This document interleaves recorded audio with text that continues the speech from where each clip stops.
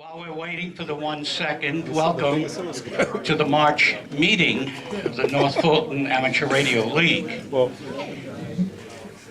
Next. Yes, you do good work. All right. Please silence all communication devices, which means I have to do the same too. No, the microphone doesn't count. Okay. All right. Exits are through the kitchen, the front door, and the double doors. Coffee, water, and fire extinguishers are in the kitchen. Restrooms are at the entrance where you came in. And please, if you come up to the front, please watch out for the electrical cords that Steve has strewn all over the place rather haphazardly. Yes, and he does it very well. Okay. Do we have any new members? Please stick your hand up. No new members. Slow month. Do we have any visitors or first-timers? Old goats don't count, Steve. Hey, you know, it's a long walk. Okie dokie. Let's start with the roll call. I'm Neil, N4FN. Bill, K4WSW. John, K4SQC. Mike, KK4YDQ. Gary, W6GB. I'm Steve, KS4KJ. Jim, K4DLI. Ed, KG2GL. Mitch, KD7WO. Ernie, K0OCC. Tom, WA4TA with my 2 kids, Melody and Tommy. Glad you welcome. And we have a job for you later. Tony, K4 AWF. Yuri, KK4USI. Damon, KK4OFB. John, N4TOL. Martin, KK4FOF. Chuck, AE4CW. Hal, Whiskey 4, Hotel Alpha Lima. Bob, KI4SBL. Kathy, KI4SBK. Rob, KI4UTY. Abe, KJ4CUY. Reed, W2CQH. Steve, W9SH. Jim, W4QO. Terry, W4YBB. Bill, K6WBB. Aaron, KK4LOV. Zig, AF4MP. Mike, N4MEP. Bob, AC4PA. Catherine, KK4UBQ. Ray, KK4UBP. Bill, K4YJI. Mike, K4LJG. Wendell, K4CKA. Larry, KJ4YOT. Roger, N7DU. Anthony, KK4SYU. I'm Tony. I'm Anthony's grandfather and driver. Are you the designated driver? I'm Lee, AF4IA. Chris, KI4APG. And I'm Bob, K4BB. Jeff, N1KDO. Bill, W4OO. Ian, KM4IK. Craig, NZ4CW. Paul, WA4NUN. Jim, W4JDS. Walter, KJ4HE. Rick, K4IE. Skip, K4AXA. Gary, AK4NA. Tom, W4UOC. And Mike, AD4MC. Fred, KK4JYL. Joe, N7QPP. Steve, KC4LIBO. Charles, AK4YC. Renee, KF4ZYN. Tom, W4MVP. Joe, WD4FGB. Wes, W3WL. Introduce yourself. He knows Morse code, by the way.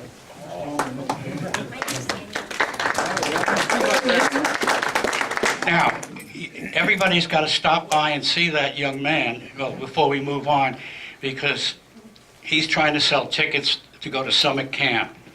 And I personally endorse that as an Eagle Scout, right? Okay. Bill, Bill, K4YJJ. Fred, N4CLA. Timmy? I'm Joe, I'm Bowling, KJH C4. Too long. KJ4HCE. Write it on your hands, you won't forget. All right. Do we have any area club announcements? Joe? Well, I just want to let everybody know that the Kinnahoochee repeater's off the air. It will be off the air for some time, and we're trying to get it back up. So we're working at it. It's 8/8? Yes. 8/8 machine, yeah. Ian? Southeastern DX Club Thursday night, Rich Auditorium at Piedmont Hospital at 7 or 7:30. I can never remember. 7:30. 7:30. I don't know what the program is. I just know it's meeting week. Well, also, if you come to the SEDX and you go in through what they call the north entrance, parking is free. You take your little parking sticker that the machine gives you, and it gets stamped, and you have free parking. Okay. All righty. The first thing we're going to talk about is Martha, and you are going to talk about. Okay. Thank you, Neil. I'm Chuck, E4CW. And many of you know that our club has been working with Mill Springs Academy to help them introduce ham radio into their classroom. And it's been largely to the credit of Martha Muir, W4MSA, that it's been a big success. And Martha is standing here beside me. And Martha is also the assistant section manager in Georgia for youth. That's a recent appointment for Martha, and she's taken it by the bull by the horns and is doing a great job. And one of her first challenges, and in fact it was her idea, that we participate in the Atlanta Science Festival, which starts this Saturday and lasts for all of next week and culminates on Saturday of the following week. Is that right? The 29th of this month.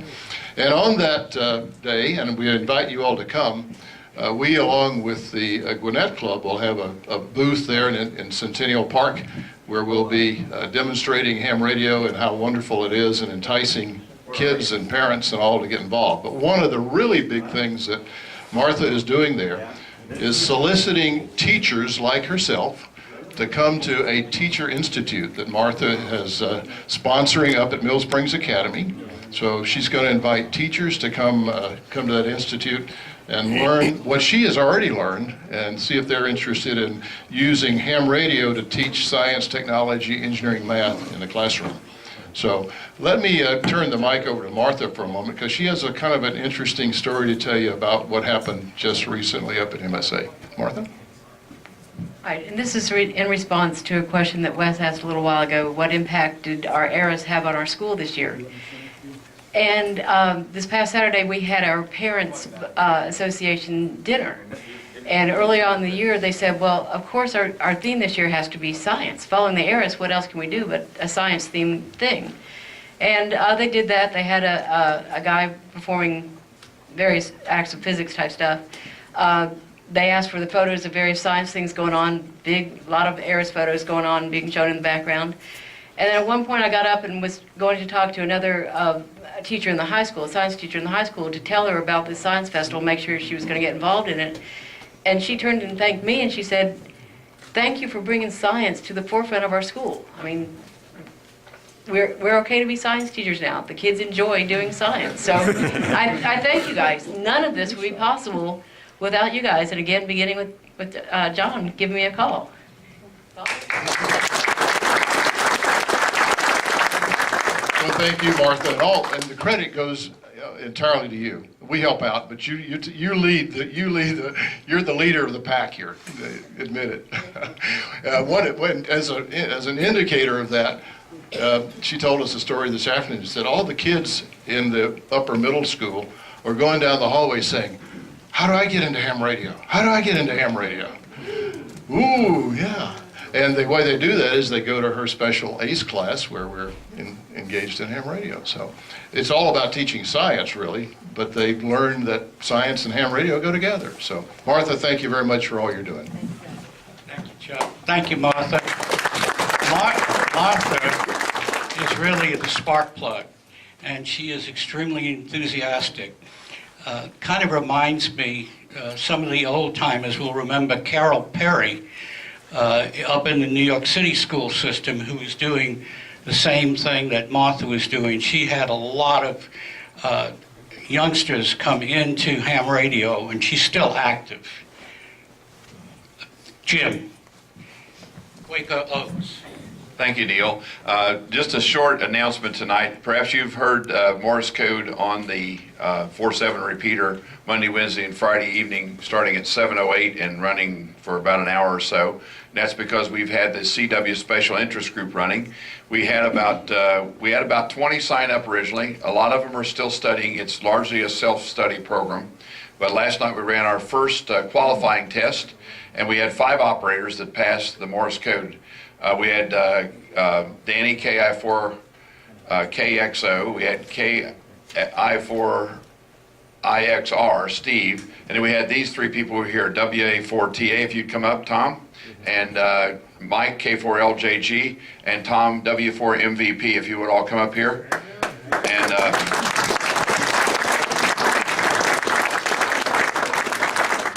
unfortunately, come on over here. Got to get a photo here. Unfortunately, my printer unbelievably quit before I got all the certificates printed. So Tom's going to have to get his in the mail or come to the next meeting.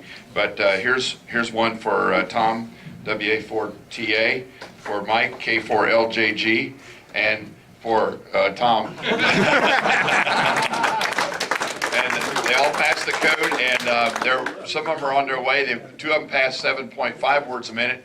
And if any of you would like to be certified, you'd like to get one of these lovely certificates suitable for framing, where it says right here, endorsed, code element, 5 words, 13, whatever, 20, 35, whatever you want, we'll put it on there, and I'll sign it, and you can frame it, okay? So look for these guys on the CW, on our frequency, by the way, the North Fulton frequency, 7117. We own that frequency, okay? Yeah, they're doing a great job. My Yaesu has these really nice CW filters in it, and the darn stuff still keeps coming in. I can't get rid of it. Actually, I do like CW, but it's not my favorite mode. I kind of like sideband because I like to hear the accents and the speech of a lot of the foreign hams. Ooh, he's fast tonight. Thanks, Neil. Hi, I'm Bill, K4WSW. Sorry, I haven't been here for the first couple of meetings this year. I've had some workload increase, so that's a good thing. But I just want to spend a couple minutes on membership. We do want to remind everyone that when you do receive your renewal notices, if you have any questions or concerns, I'm glad to help you with that. But let's try to keep our renewals going. We're about 265 members actually for this month.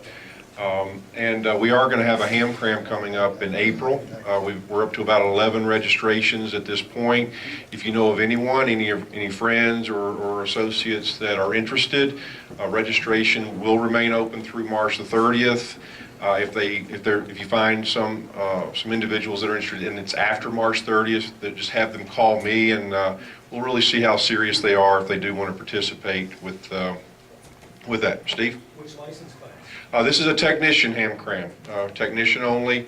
We've had registration open for about 5 weeks, and like I said, we have about 11 registered now. Next week I'll be sending out a notice, so if there's anyone that would like to be an instructor, we will open that up to the club. We'd like to have about 8 or 9 individuals to just take one section each and come and participate, and then we'll do a test at the end of the day on April the 26th. It is confirmed at Brandon Hall School, and additional details will be out on the reflector. And if you have any other questions, just please let me know. Any questions? Walt? Anything? No, I was scratching my scalp. Oh, okay. Yes, sir. Andrew Hughes, this is a multi-meeting. No, It's all crammed into one. right, so if you're not familiar with HamCram, it's a self-paced study for new licensees. And they have the material, and they can study for over 9 to 12 weeks. We give them all the answers, and they go through a self-study. And then on April the 26th, on Saturday, we come together at 8 o'clock in the morning, and we go back through all of the content. We go through each section, and then we do a practice test late in the day, and then that's followed by an actual testing session. We have the VEs there to actually administer the technician test. And so it really is several weeks of self-study and then a final push to the finish line on the Saturday, April 26th. Great question. Thank you. Any other points? Yes, sir. My birthday's on March 20th. We have a birthday on March the 20th. Oh, that's next weekend. Very good. It's Thursday. Well, very good. I'll hand it back over to Neil. Pardon? Oh. Okay. So additional reminders. So we do have the HamCram. We have in April the 12th, I believe, will be the next standard VE session. Please take a look at all the special interest groups that we have going. Congratulations to the CW group. I know that there's also a group working on their general. And again, I believe the others are antenna and others. So we're really focused this year on bringing in a different areas of the hobby that we're going to focus on in 2, 3, or 4 month segments, so that we can all spend time and continue to specialize in our interests and pursue things that are of interest to you. Also, as you know, Field Day is coming up in June, and we will start to be, formalizing our strategies there. Our captains are forming, and our Field Day chairman is cracking the whip as the schedules and the antennas and all the stations start to come together. So we look forward to having you participate there. And if you have any questions, the executive committee will be glad to help you with anything that we can around that area. Neil? Thank you, Bill. A reminder that the executive committee meets a week from tonight, next week, and we meet at Panera Bread Company, which is on 92 and off Hardscrabble.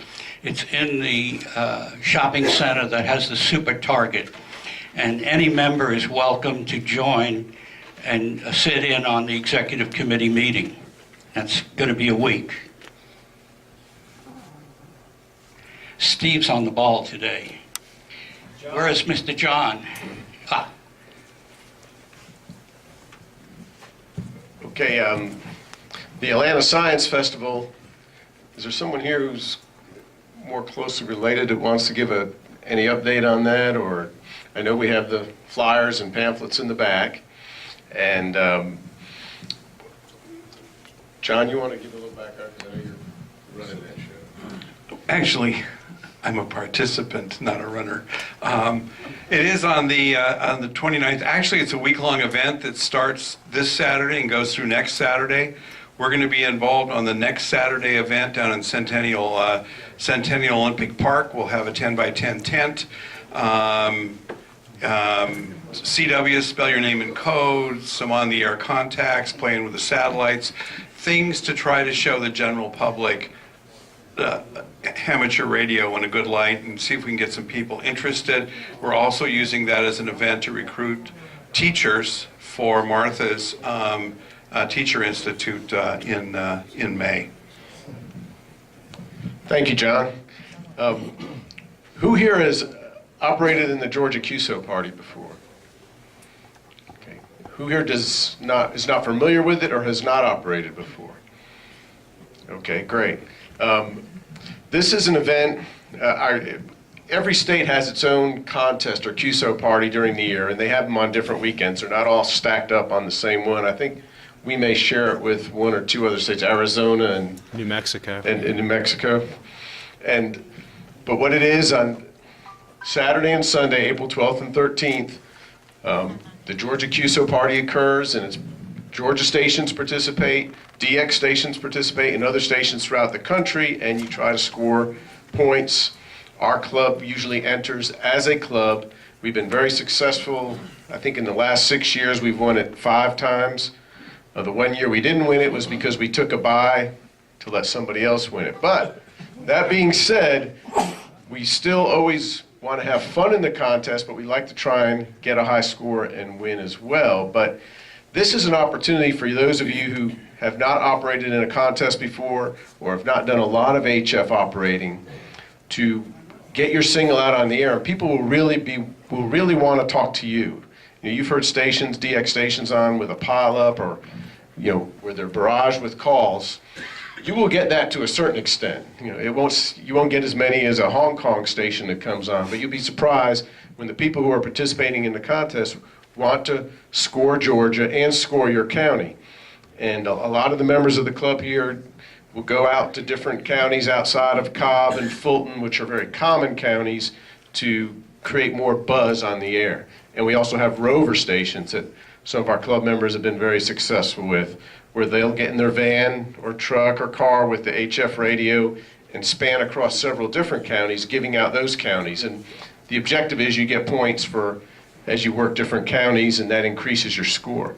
So it's a lot of fun. It could be a good primer for field day. I encourage you all to do this. The club is we have a sign-up sheet in the back. If you go back to where the coffee is, you'll see a couple of frames. One shows the sample certificate or award that all of the club participants will get, and we'll have a participation and also certain awards. And it won't be like the way the contest does it. It'll be the way NFARL does it. So you can get, you know, maybe for left-handed CW or the best score on 15 meters sideband, and we'll have a lot of fun with it, but it's to get everybody on and to play. And if you don't have a station, you could sign up on the sheet and say, I want to participate, but I need to find a station, and we'll try and match you up and get you on the air.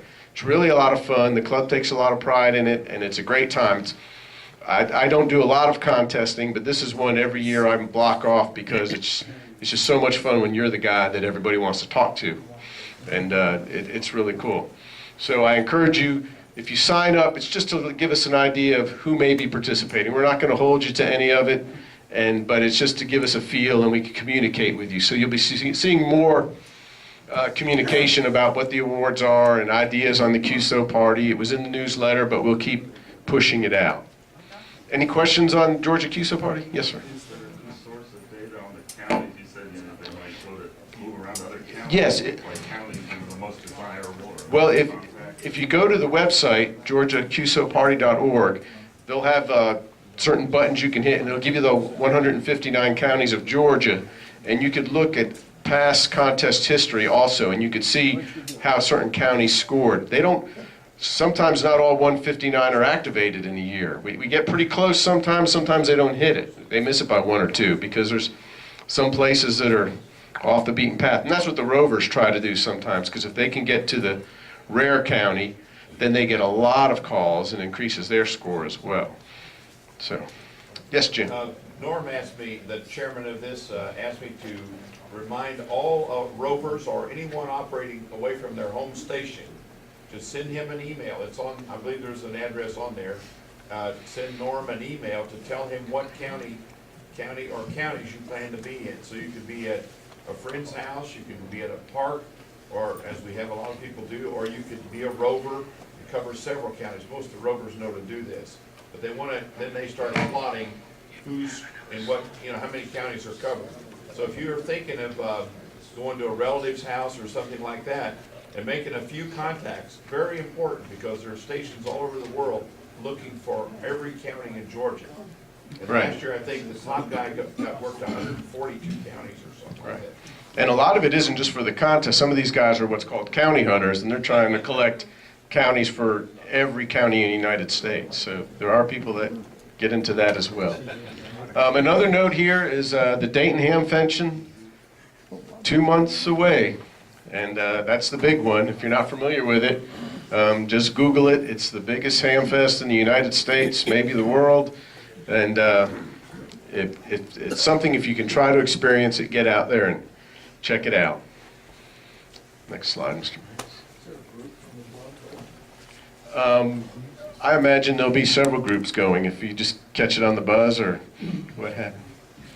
If you're going up to Dayton, raise your hand. Yeah, who's going to Dayton? All right.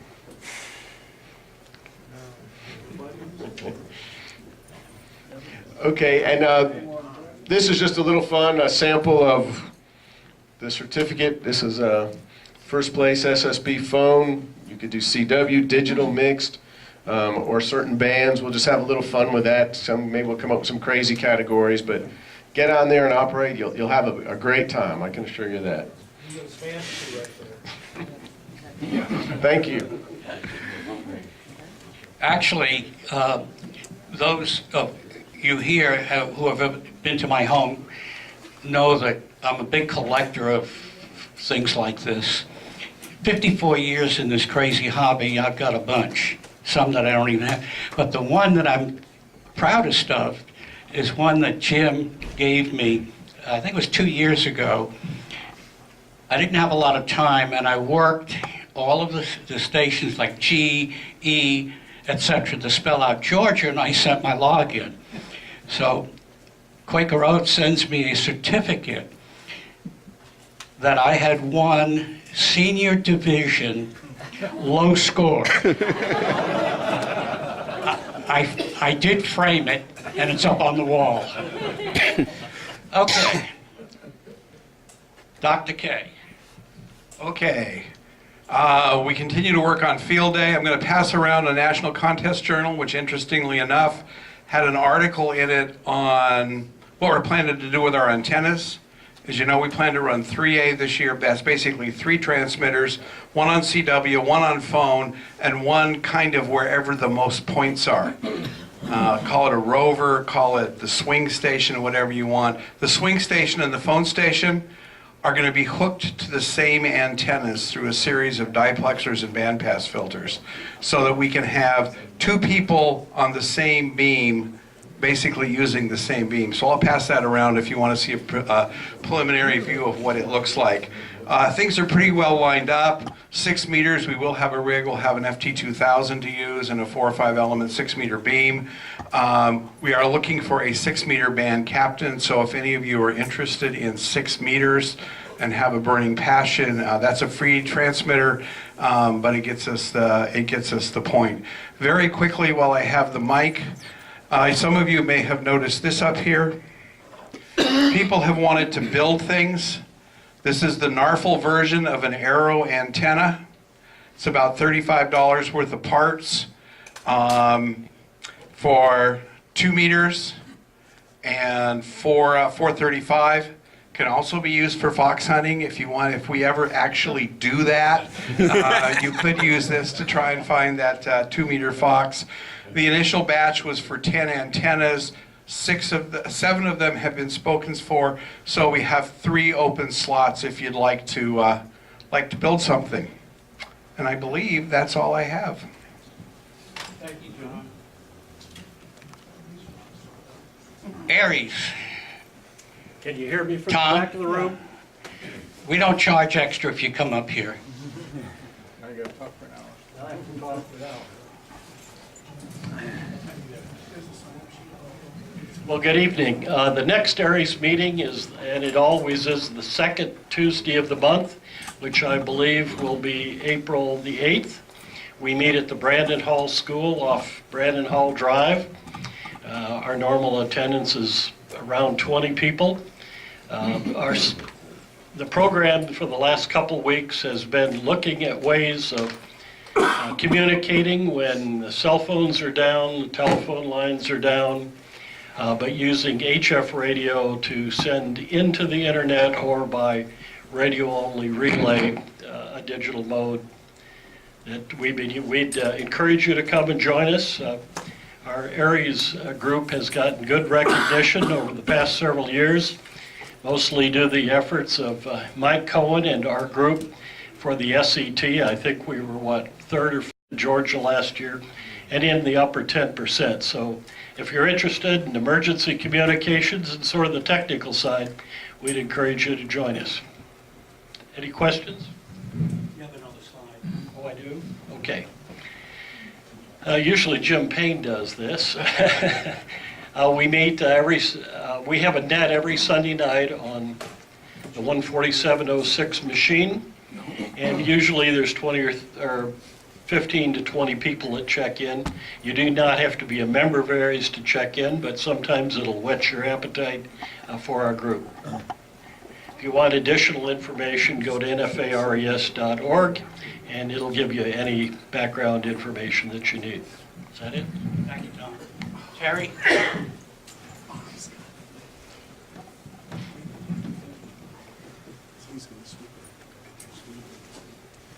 Thank you. Good evening. Want to just let y'all know, May 2nd, 3rd, and 4th, Jim, N4SCC, and myself are going to be doing a little expedition down the Pepperfish Keys.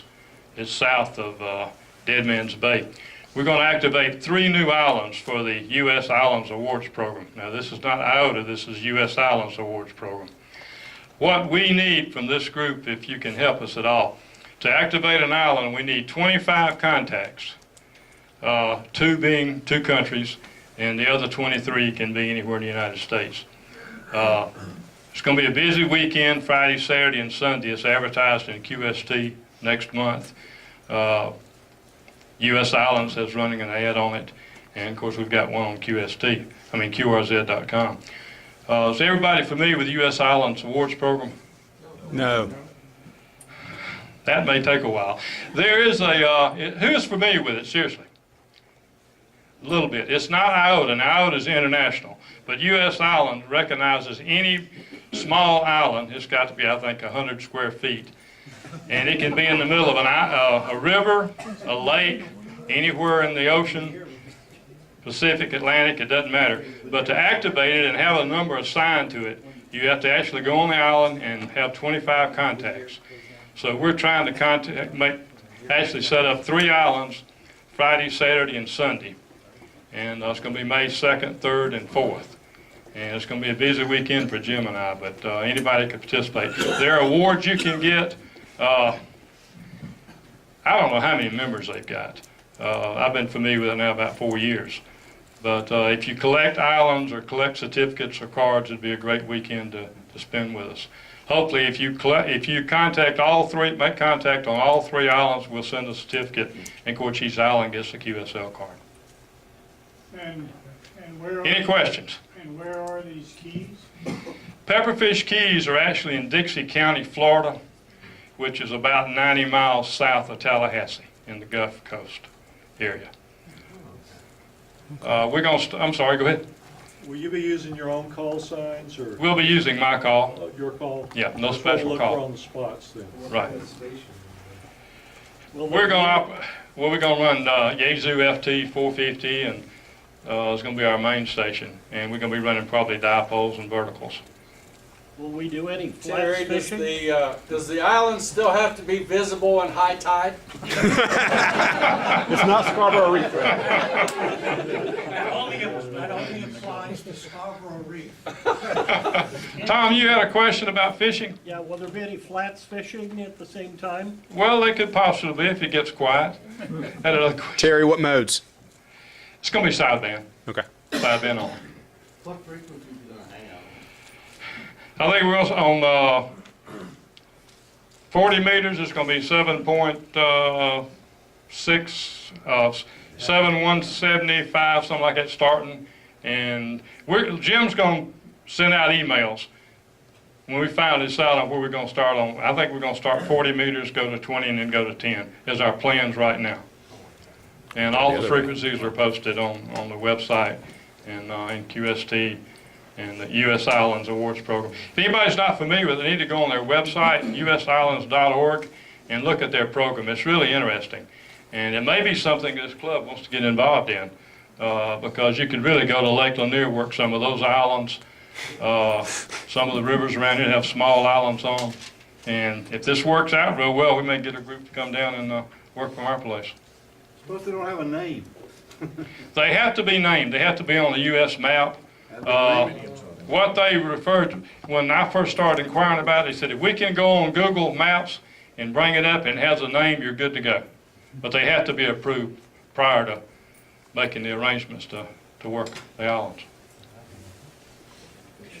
A lot of times we see, I was talking about spotting, we see people post spots on the reflector, on our reflector as well. Everybody should spot you on the big spotting networks, but they'll spot on our reflector. But may I encourage you to get on the repeater and make an announcement about where they are, okay? And the call sign, what frequency they're on, and the call sign.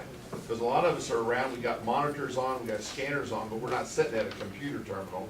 So if you would announce it on the repeater, you know, get what you're called YBJ, right? YBB. YBV, W4YBV is on, you know, right now. And that way we got a chance, if we're listening to the repeater on 4/7, we can hear you, we get that announcement. These particular 3 islands that we're going to be operating off of, they will not allow us to camp on them. The state won't. So we're running it from 8 o'clock to 6 o'clock, or 1200 to, what is it, 18? 18. 6. 20. Anyway, that's going to be the hours, daytime. 22. Thank you. Thank you, Terry. Before we go into the program, I meant to say something earlier. Steve Knittel is about to go into shock because he's going to Dayton for the first time. And if you've never been to Dayton, there's a couple of things I always say about Dayton's flea market. And to say that it's huge, that's an understatement. It's humongous. And if you go to Dayton looking for something in the flea market, and if you cannot find it, it's one of several things. Number one, it never existed. Number two, if you found it, you probably can't afford it. And number three, you really didn't need it anyway. Okay, Walter.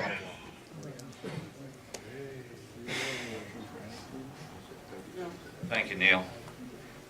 Very quickly, next month our speaker will be Steve Henke, W9SH, who will present on free open source radio over IP. And I wanted to mention one other month. After that, in May, we're going to have a presentation on wire antennas you can build. So if you're a newly licensed ham or newly upgraded to general class or extra and you don't have an HF antenna up for use, I want to stress that there is no real reason why you shouldn't build an antenna. There's no good reason why you should have to buy one to get on the air. So don't buy one between now and then. Just read a little bit, and then we'll have a nice program in May to help you out there.